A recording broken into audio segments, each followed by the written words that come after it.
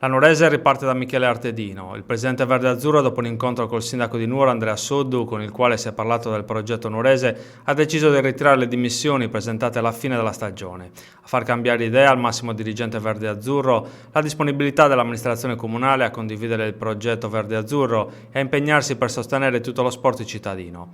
Il presidente Artedino, pertanto, sarà la guida alla Nuorese per la quarta stagione consecutiva.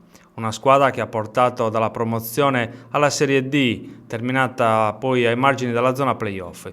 I problemi non mancano sotto il profilo delle strutture per il settore giovanile e della prima squadra, ma le rassicurazioni dell'amministrazione comunale sono state sufficienti a diradare i dubbi nel presidente verde-azzurro, che ora inizierà a lavorare per costruire una società e una squadra in grado di competere per le prime posizioni.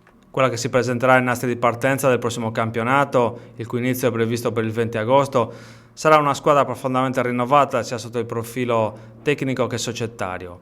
Entreranno nuovi soci che verranno presentati nei prossimi giorni. C'è poi l'intenzione di coinvolgere tutta la città nel progetto. In settimana sarà reso noto il nome del tecnico e partirà la campagna acquisti. I confermati della scorsa stagione saranno 4 o 5. Sarà una nuorese giovane e aggressiva che farà divertire il pubblico e darà tante soddisfazioni ai tifosi. Questa è l'intenzione del presidente Artedino. Sono in corso poi trattative con giocatori di categoria superiore che potrebbero far fare alla nuorese il salto di qualità.